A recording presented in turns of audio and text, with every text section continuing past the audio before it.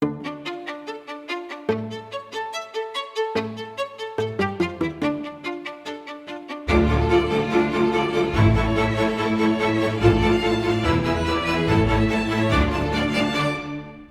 is Shock Life Confessions podcast with me, Reza Abraham. So today's guest is someone who managed to turn a hobby that he picked up at the age 6 into a full-time career. He won a total 11 karting championships. He's the youngest ever driver to be granted on international C license. He's the youngest ever winner in the history of Formula BMW at 14 years old. Then move on to the British Formula 3 Championships, where he finished in second place, and then move on to the Formula Renault 3.5 Series, and then the 24 Hours Le Mans, which is the endurance-focused sport car race GT Series. And guess what? He's the first Asian to be a member of the British Racing Drivers Club, BRDC. Jazeman Jaafar. Hey, welcome on the show. Thanks for having me. Oh, it's great. Reading through your resume is like the type of resume that make everyone feel like, my resume is really bad. How does it feel when you go through all these like adventurous car race driving, and then this is like, all of them are extreme? Well, to be honest, it's been quite a journey. Sure. A journey of full of sacrifices to grasp on having a career in motorsports, which is not a usual pathway for any individual, right? Yep. Any parents would say, I want you to be a doctor, I want you to be an engineer, or a stereotype way of having a career. But I had my own personal goal, which was to be in Formula 1. That was my ultimate goal. But now, as a professional in motorsports, it's my passion that drives me forward. That's where I reached to where I am today, and now it's also part of giving back to whatever knowledge that I've grasped from motorsports into the community. So it's been quite a journey. So you see, like when I was going through your life, I have personally met a lot of people who in their youth, of course, they pick up certain hobbies. Yeah. And we have seen like after years, they just like die off, right? Yeah. So when was the time that you realized like, this is for me, this is my destiny? I remember quite clearly, I was 8 years old.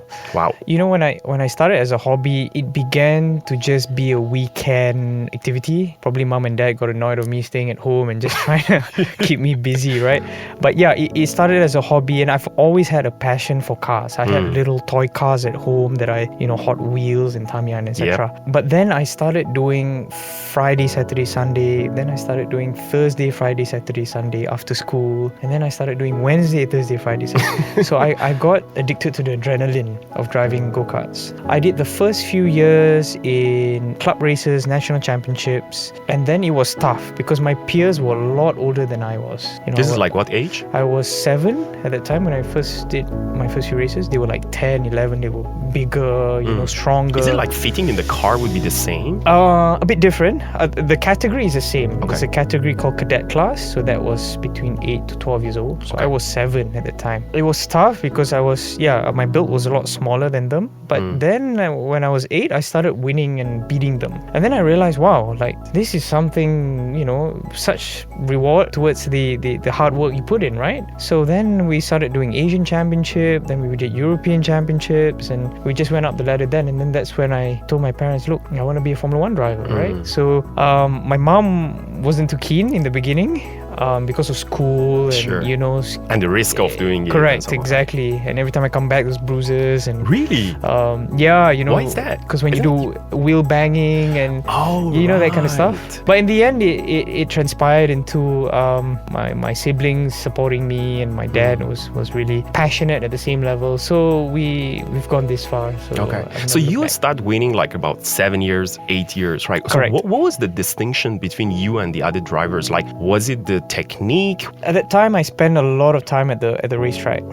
People say practice makes perfect, right? Correct. But I found perfect practice makes perfect. So I go to the finer details of trying to make every single training the perfect simulation to a race. Better than the purest Correct. one. Every inch of improvement is an improvement, right? Wow. So that's how I got into that mentality of slowly chipping away and being better than my competitors. Yeah. Okay. So what was the feeling of like when you don't win, for example, like one battle, Right. what would be your reaction? Like now or at that age? But we can do a comparison. Oh, right. At that age, I would definitely cry. Like, I'll be so annoyed and whatever. But my parents would say, you know, there's always ways to bounce back. You know, Sure. there's ways that you can improve yourself. It's competition, right? You can't have a perfect race weekend all the time.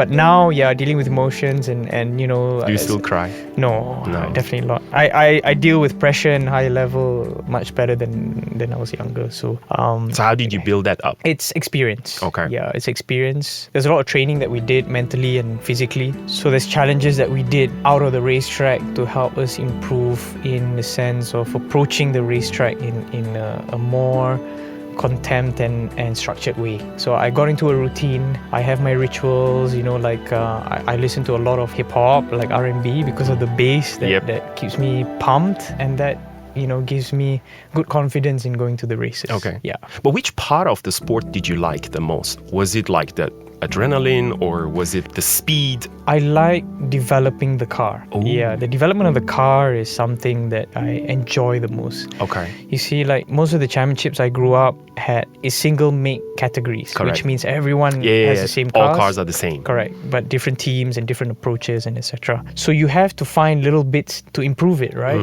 So the only person that makes a difference is the driver and the engineer. Correct. Because the engineer is gonna come up with different possibilities and scenarios for you, but you're the one driving the car. So yeah, developing, you know, the suspension elements, the aerodynamics, the, you know, bits and parts that can help the driver. Sometimes cooling, you know, after an hour's race, you're sweating and you're already like getting tired, right? So little cooling vents that you can improve, that's performance. So I enjoy that very, very much. Okay. Yeah. But that is something that is happening mostly on like F1, F2, F3 cars, right? That Yeah. you basically in the process of like designing the car. So Yeah. do you call this as like, you know, some people when I was like talking to some of the big fans of like F1 and all, they would say like, actually it's not a daredevil kind of sport, it's a nerd sport.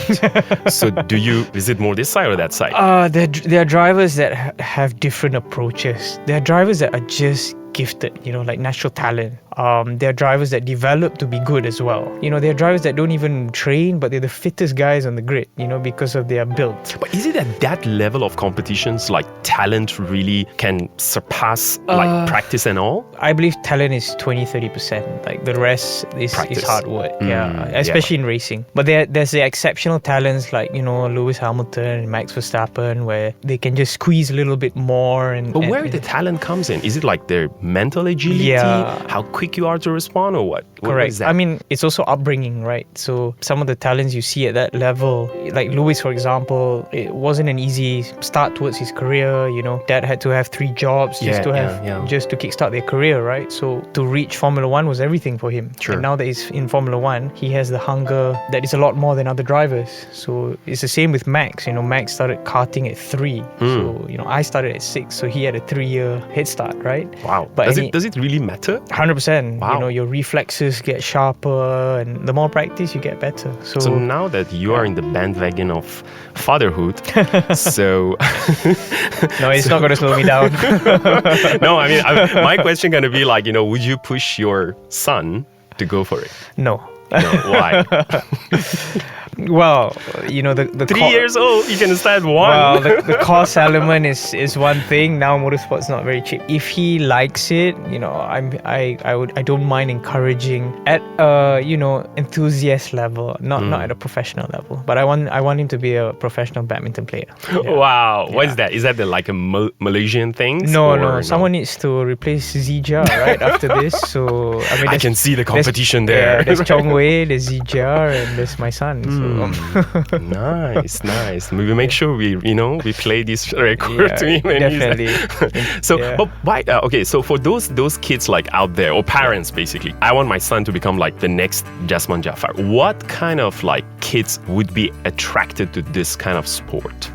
There's many ways to jump into the industry. Now with the reach of esports, motorsport esports is so huge. Yes. And it's a lot more affordable now. Go-karting is another platform, and there's a lot of arrive and drive programs, so you don't have to own the kart.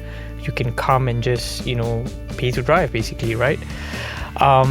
and there's a lot more programs than when I started, 20 years ago. So the sport is more approachable, and even at SIC in Sepang, there's a lot more mini go-karts at even younger age, before 6 years old, that can already drive. So there's different avenues, affordable avenues, that more talents can come into the industry. Is it a good thing to be competitive? 100%. Really? Yeah, I would want my kids to be competitive. Not against me, but against the competition. Like the other day, for example, we were riding bicycle with my son, and then of course, like, my wheels are bigger, so it goes faster, and then every time he was like so disappointed, and he was like complaining, like, why do you go so fast? I was like, then try harder, this is how it is, because we try to implant growth mindset in them. Correct. And we're trying to teach them how to lose, so either you win or you learn. There's no such things as loss, right? Even if you lost, you learn the lesson. Correct. So you are saying that being competitive is a good trait for this sport or for any type of sport? I take that habit into my day-to-day. I think now in the 21st century is such a competitive environment in anything you do, whether you're in the corporate world or there's 20 others or 50 others that's as good as you. It's not about being able to outshine others, but it's also being able to have the competitive edge to be better than others. I think that's the true motto that kids these days should take. There's one thing very interesting when I was like doing some reading about how this motorsport function. So when someone look at it from outside, they will see it as a very individual game, meaning that it's all about the driver. But then actually at the back of it, there are like thousands of people who are working behind the scene. Tell us a little bit about that, like individual versus the team aspect of this sport. Yeah, the problem is on TV, they only highlight on the driver and the team bosses and the team owners and etc. Like in Formula One, there's about 1,500 employees. So you're talking 750 employees per car. So it's 2 cars, right? Wow.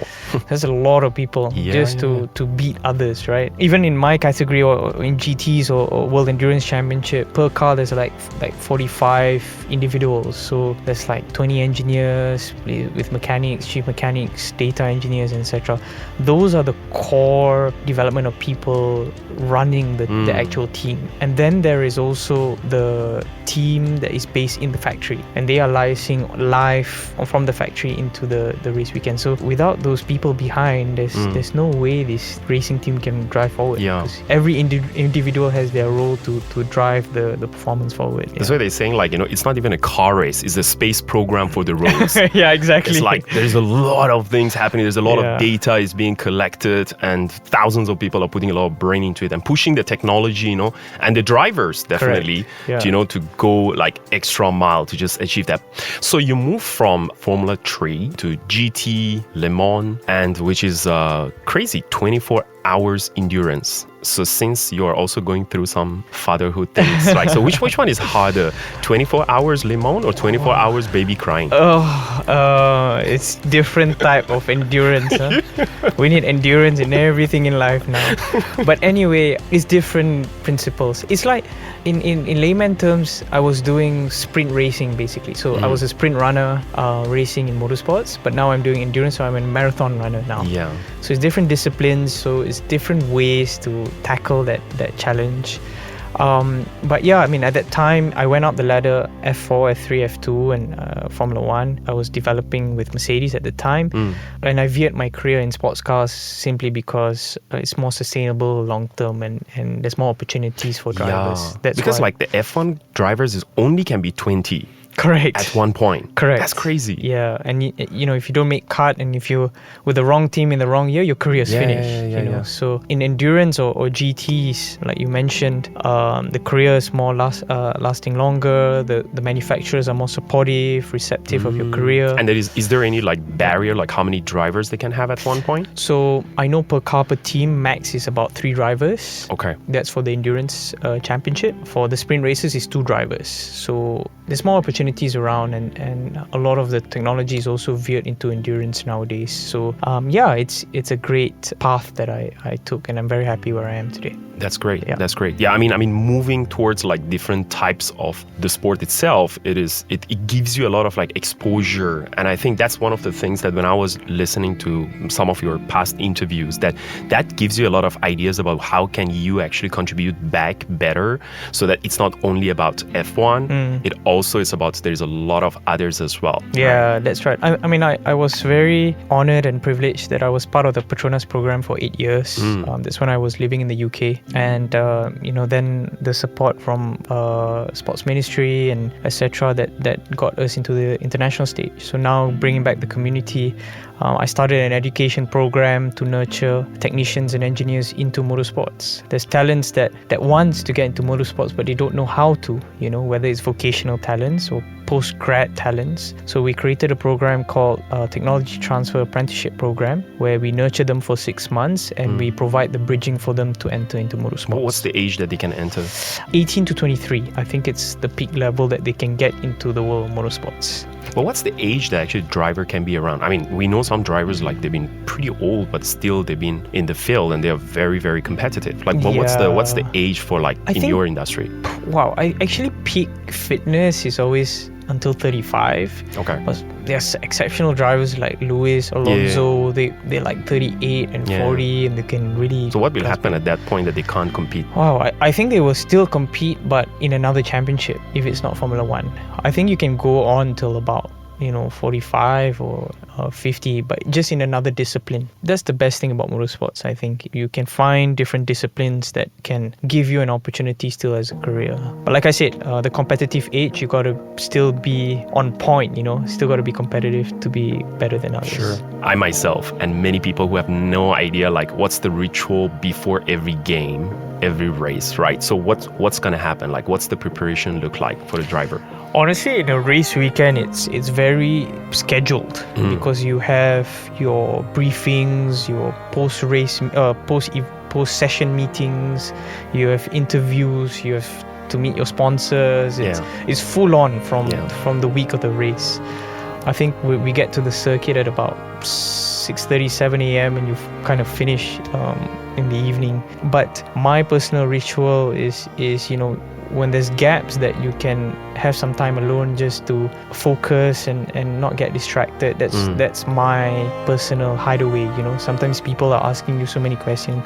Are you going to win this weekend? Or are we going to have dinner tonight? Or all that kind of stuff are distractions, right? So so some time alone just to space out and focus is very valuable. Sometimes power naps are also meaningful. 15-20 minutes are just enough to give you the right performance. Wow, that's great actually to do that if you can do the power nap. The problem with the power nap is like you try to do it, but then you want your brain to just stop, don't travel back and forth, right? Correct. But you do it before race itself. Like you normally have a space out for about an hour, 45 minutes. So when you have lunch. But you're trained to do it, right? Yeah, so you have already done it like so many times. Yeah. Okay. You're just trying to learn how to switch off for quite a bit. Even if you don't nap, you just read your notes and get yourself ready.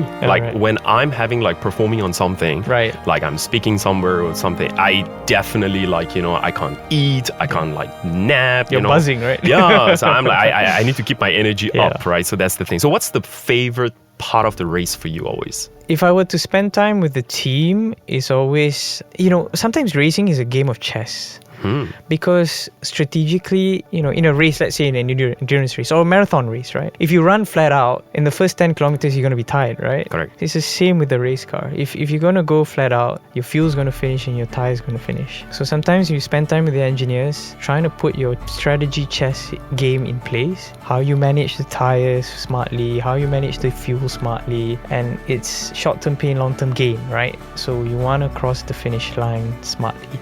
So that's the fun bit for me. I'm not a good chess player, but strategically in winning a race, that's the crucial part to it. Yeah. So that preparation basically behind it is like it played the biggest role as well, right? 100%. Yeah, 100%. Because you see, other teams are also doing some games of chess, obviously, right? Yeah. Sometimes you see them doing a pit stop earlier than you are, and you're like, wait a minute. But actually, they're ahead of you because they put scenarios in case there's a safety car, or they put scenarios if they're, someone who's, spun in front of him and lose a lot more time, right? So there are different scenarios that, you work together to put that strategy smartly in place. So what's the most intense part of the race? It's always pressure. Yeah, it's always pressure because, the racing bit as a racing driver, yes, people see on the front and people see the glitz and glamour of it. That's the problem. Yeah. But you have stakeholders behind you, backers, sponsors that you have. They're putting all these elements for you to perform, right? And race weekends when you don't perform, you got to answer to them, what happened, why. So the pressure to perform is always very, very high. The stakes are always very, very high. And, in a race calendar when you have 10 races or 7 rounds or whatever, if you make a mistake in 1 or 2 rounds, you only have 5 left, right? So you try not to make that mistake and please your stakeholders. Yeah, speaking of the pressure around it, I think we all got a bit more educated after watching the Netflix Drive to Survive. Oh, yeah. Do you see that? Yeah. Is that like the drama is exactly the same, or they just like exaggerating it? It's good in a way that they show things behind the helmet, right? Like I said, everything on TV, they only show the glitz and glamour of it. So there's snippets of what it is. It's a bit dramatized, I must say, but there's good insights for the public to see. Like Mick Schumacher losing his seat. That was painful for him, right? Yeah. Kevin Magnussen coming back, the joy and excitement, and how he also interpreted having a new teammate in the team, someone that he's not very close with, but that kind of insight shows if you're a team player, you're also a spokesperson for the team. So it shows many angles of the Formula One world. Yeah, I think that is one of the very interesting things that I when I was watching it. So I noticed that they have 2 type of championship there. So one is basically the team and one is the individual. And then there was this scene it said we want you to let the other driver go. It's not fair, but it's okay. So as long as you pay me a bit more bonus, right? So it means that it's also important which manufacturer build the best car. Correct. So it's not only about the driver. So there is a politic there too. Yeah, I enjoy the team side more because you see the team principal battling each other, right? and how politics come into play and how power come into play, right? But having said that, it's good for the sport. It's good as a fan engagement to see that. It's the same like football, where there's different football agents and trying to put into different football teams and the owners and all that kind of stuff. So it's put a good perspective towards motorsports, and I'm very glad Netflix happened, and that gives a good view of how the pinnacle of motorsport works. One of the interesting things that I notice about all these car races, especially F1 one, is that they lose weight while going through how many laps that they need to go through. Sometimes they lose about 3 to 5 kg in one race. Why they don't put the aircon inside there? That's like $140 million race car. Why can't they just put a it's the same for my racing as well nowadays. We lose 2.5 kilos. Oh my God. 2.5. It's actually water weight. You sweat a lot. It's like being in a sauna or being in a bathtub in sauna and you're doing cardio at the same time. Why they don't add just the aircon? It's just weight, right? So weight slows you down. They are, wrestling with all these technologies. I mean, don't tell me they can't come up with a one airflow out. Driver cooling. There's a lot of driver cooling underneath. So but drivers, isn't it after you lose 2.5 kg, your focus, your reflexes won't slow down? Oh, it does. Yeah, especially most of the hot races. Sepang is one of them, or Middle East races like Bahrain. Singapore Grand Prix is another hard one because it's in the city and there's not much ventilation in the city, so it will take your concentration away. So that's why drivers train in different avenues to acclimatize. So I know some drivers fly in earlier to get themselves acclimatized, do training. Sometimes they're in they go to the sports facility in Thailand just to acclimatize and then come to Singapore. So drivers prepare themselves for it. So when we are looking at the race car drivers, we don't see them like a very athletic or very muscular kind of things, right? But I also learned that there are certain muscles are extremely important, and one of them was like a neck muscle. Correct, yeah.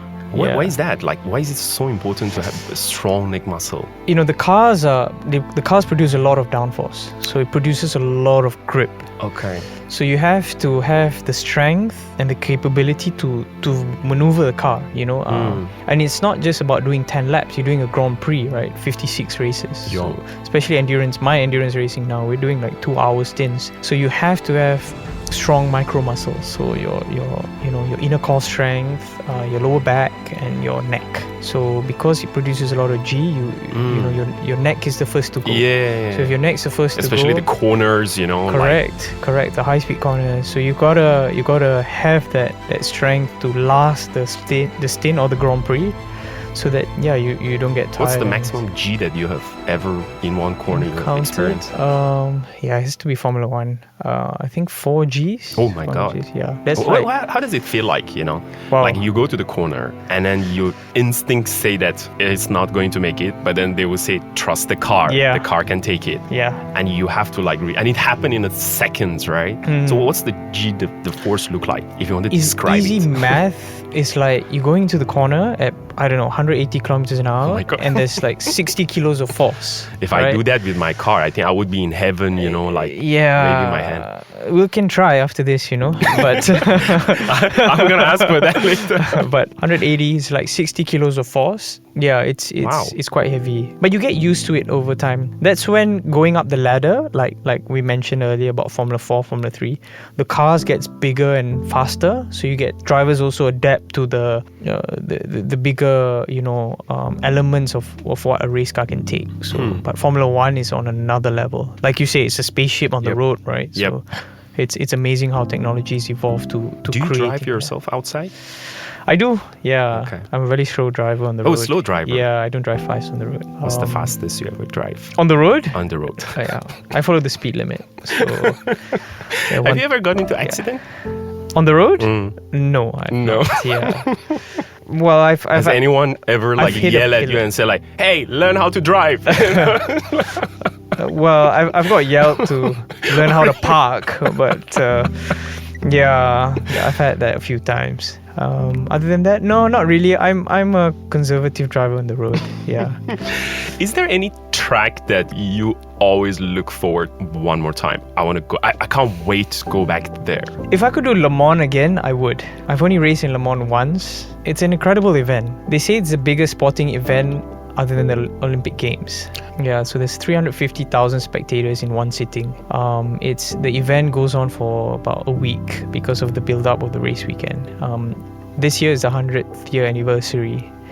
So it's such a big 100 event. years? Yeah, Oh my 100 God. years anniversary. So it's one of the biggest motorsport sporting events in the world. So if I have a chance to do it again, I would. Is it literally 24 hours? It starts at non-stop? Yeah. Is there any rest in between? Nope. It starts at 3 in the afternoon and finish 3 the next day. So you don't sleep? No, you sleep. There's a routine. So we have a performance coach. Okay. So you get into a routine. So when you do your stint, after you get out the race car, first thing you do is you get yourself changed, you shower, you have a light bite, then you nap. After you nap, 45 minutes or an hour before your stint, you wake up, you have another bite, you warm up, and then you jump in again. So you get into that routine for 24 hours. So for the fans, which circuit do you recommend the most? Like people can see and enjoy the most? Or Sepang circuit. Thank you. I think there's no bias there, right? No bias, No yeah. bias. I think we have the best facilities in the world, in the region. I'm very proud we have I love it. a Grade 1 circuit. Yeah. Yeah. We were one of the first in the Southeast Asia region to have it. So yeah, please go to Sepang circuit. And for the drivers? Drivers, I think Silverstone in the UK is one of the best. Why is that? There's a lot of heritage, a lot of history, high-speed corners, low-speed corners. Monaco? Good mixtures. Yeah, Monaco is good. But for the fans, it's not so good, you know, I because see. you can't really see it. No, for the drivers. For the drivers, yeah. I mean, for the drivers, it's good. It's a tough race, huh? But I What think drivers actually like the most? Like, what kind of circuit they like more? Like, some drivers are particular in having high-speed corners. Some they prefer smaller circuits because maybe they're adaptive to that better. Yeah, different drivers are different. so which one is harder to drive on a, what we call that, the circuit, which is it, or the new circuit? Oh, I mean, new circuits are always challenging because you kind of practice in a simulator roughly. Yeah. But when you get there, the corners are different, right? 'Cause Really? Some are banked. Oh. You know what I mean? Oh, Some yeah, are yeah. sharper Yeah, and yeah, that yeah. kind of thing. So new circuits are always challenging. So you guys like know exactly what's going on. On the simulator, at the end of the day, it's a video game, right? I mean, there are, Formula One simulators are very well laser scanned and stuff like that. But sometimes there's always minor tweaks when you get there. And the grip levels are not the same as in Yeah. the simulator. Another thing is also at the real racetracks, there's also scenarios of crosswinds and cloudy weather, you know? Yep. And those kind of scenarios are something that every driver has to, it's the same for everyone, right? Yeah, you yeah. come to a race weekend, it's cloudy and you got to Yeah. deal with it, right? But you can actually, in your mind, you can literally like close your eyes and drive through the whole things and reach there, and you can even time it. Yeah, you Like can. me yeah, going to the kitchen, Yeah. going and opening up the fridge, taking out like the juice, the ice creams and all, like exactly like that. You can do it. Yeah, it's they call it visualization, Yeah. right? So visualization methods gets you memorizing the track and your the right gears and right amount for the track. Yeah. So what do you do outside of the racing? Is there any like extreme sports that you do? No, now that I have a child that's taking a lot of my time. Too but- late. Okay, before no, that, but before that, that, what happened? I love wakeboarding. I love motorsports. Ah. Yeah, I do quite a bit of wakeboarding. That's my other adrenaline joy. I do go-karting now and again with my racing friends. But yeah, now I've got a bit of my corporate career alongside my racing career. That's also keeping me busy. So a lot of documents to read as well, which is not as fun. But yeah, I Do you consider yourself like adrenaline junkie? 100%, yeah. 100%. Oh, okay. 100%, Oh my yeah. god. So that's a torture to be at the office. Except I'm afraid of heights. So one of the Wow. two things I did. Okay. So one of my sponsors, Breitling watches, we had a international expo in Dubai with all the Breitling talents. So one of the things was jumping out of a plane, right? Yeah. Why not? So I was like, wow, that's my first task. And so I didn't want to run away from it because or else I don't look cool, right? So so I said, okay, I do it. Yeah. So it was a tandem dive in Dubai.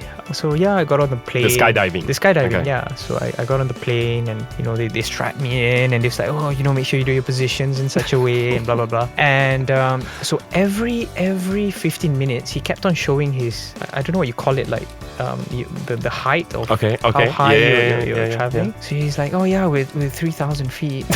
And then, oh yeah, we're 5,000 feet. And I was like, holy cow.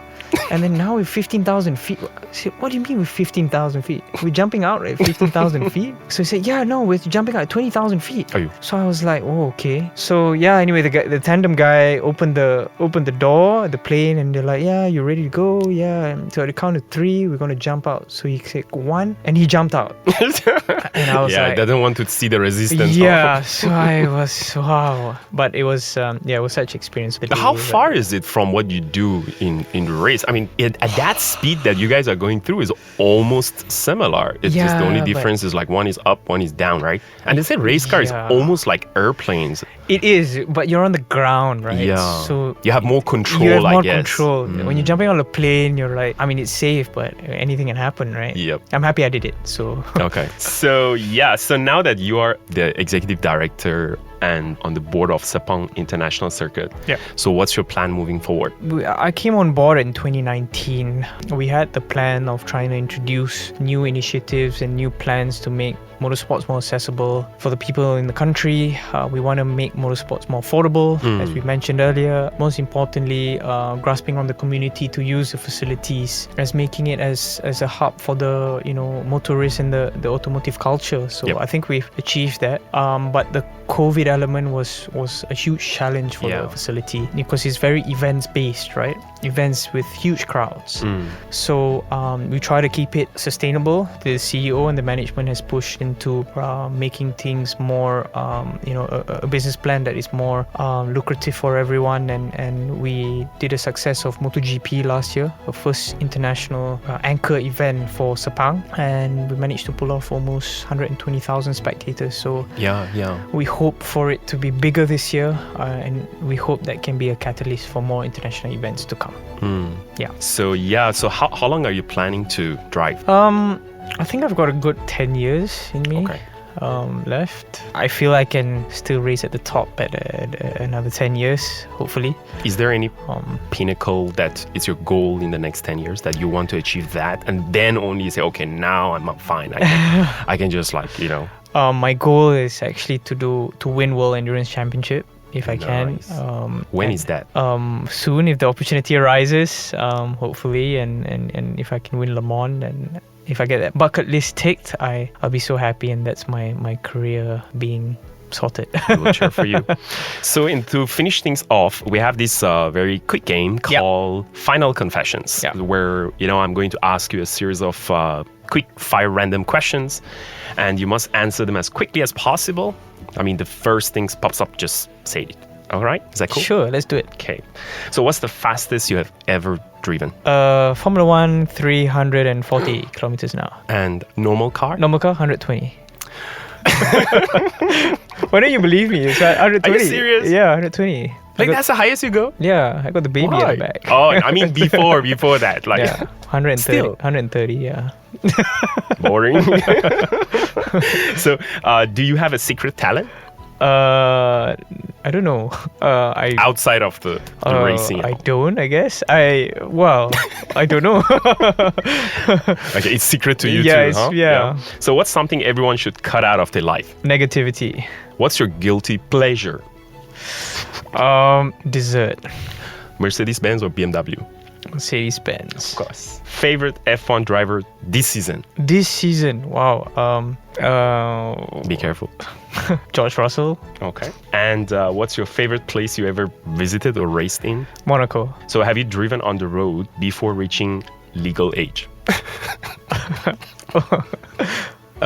Yes.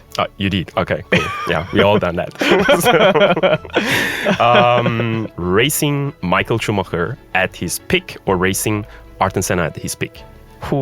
Racing Ayrton at his peak.